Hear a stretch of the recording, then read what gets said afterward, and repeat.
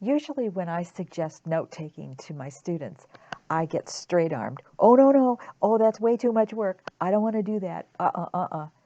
But after they understand how to take the notes and actually find out how much easier it is to do the answering the questions, the studying for the tests and quizzes, I usually get, can you tell me anything else? What else? What else? The art of taking notes actually improves over time.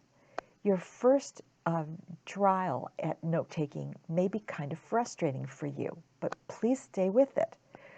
Eventually, you're going to be able to pull out the information from these categories. It'll practically jump off the page to you as you're reading. You'll go like, oh, that's a note. Oh, I don't know. She'll probably ask that. Oh, he always has questions on that kind of stuff. So you'll be able to read your teacher and anticipate what you're probably going to be asked. This way of reading and noting is helping you arrange your own thought processes too. So please stay with it. It's going to get better. It's going to get easier too.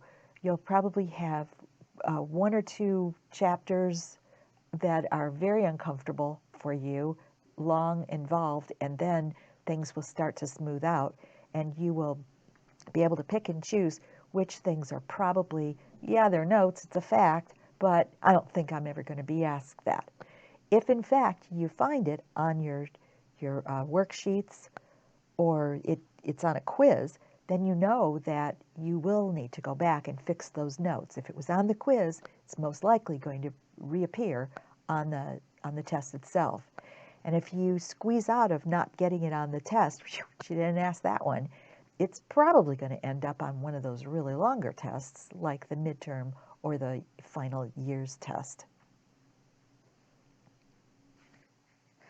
I'm about to read 2 testimonials from prior students of mine who actually did give me the straight arm when I suggested note-taking. Sean talks about taking notes on a fictional reading.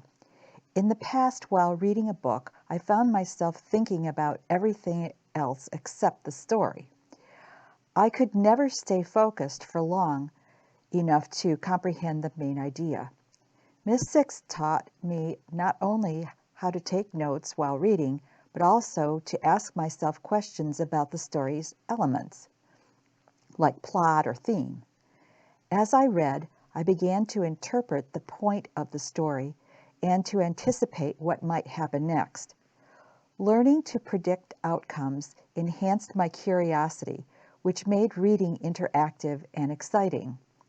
Understanding these concepts helped me improve my comprehension. The second testimonial comes from Leanne. She's talking about taking notes on nonfiction subjects. Studying for me used to be very hard. I am a smart student, but like most teenagers in high school, I need to study to get a good grade and to know the material. After being taught the right study techniques, my grades improved a lot. The best part about knowing the study techniques is that I can apply them at home without a tutor. The baby flashcards saved my biology grade because they helped me to understand the vocabulary words better. Another technique I use is taking notes on the worksheets that my classroom teacher gives me. When I take notes on my own, I understand the subject in my own way. The best thing about all of these techniques is that I can use them in almost every subject.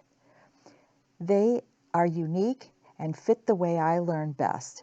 I'm going to use these study tips throughout the rest of my high school and college years.